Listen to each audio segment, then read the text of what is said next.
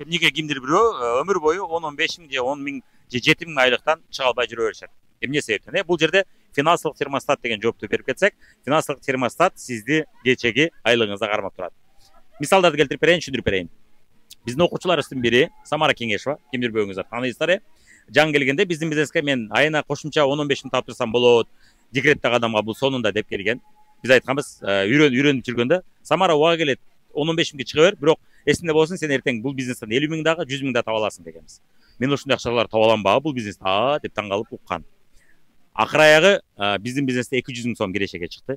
Өзүнүн инфо бизнесинде, то есть адамдарды сабак окутат, ал жакта миллиондорду таба турат. Бир убакта 10-15 миң кошумча тапсам мага жетет эле деген адам азыр миллиондорду таба турат. Турмушун такыр башкача өзгөртүп алды. Дагы бир окуучуларыбыздын бири Миркайл Кожоева бир убакта Гүлназ Бурбуяны көрүп, мен дагы айына 30-40 миң тапсам мага сон болмок эле, 50 миң тапсам вообще сон болмок эле деп келген. Үй кожокеси үчүн бул сонунда 5 жыл үй кожокеси болуп жүрдүм. Сонда деп келген. Кыйынчылыктар болгондо таштап койгусу келген учурлар да болгон. Башка иш кылгысы да келген учурлар болгон. Акыр аягы 5 жыл өтүп, 6 жыл өтүп, азыркы учурда ал айына миллион сом таап атат.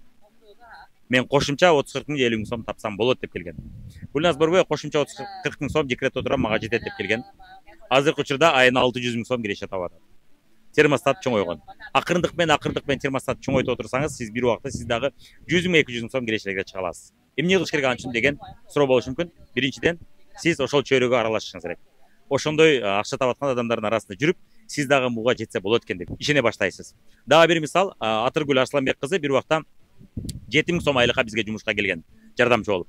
Анан биз эми бизде карьера жок бул иште, бирок кааласаң карьера бар, бизнес бар, мына онлайн бизнесте сен иштесең болот. Бизде декретте отуруп эле 30-40 миң айына таап атышат. Сен да кошумча алып кетсең, кошумча бир 15 миң 20 миң кошумча тапсаң болот. Ошентип көбөйтүп алсаң болот кирешеңди, айлыгыңды. Бизде проценттер менен кошулганда 10-15 миң болуп калат. 7 миң айлык плюс процент. Ошого көбөйтүп алсаң болот десе, жок мен колуман келбейт, муну жасабайм деген да. Бирок ошол жерде көптөгөн үй кожокелер келип, өзүнүн товарын заказын келип алып кетип атышты.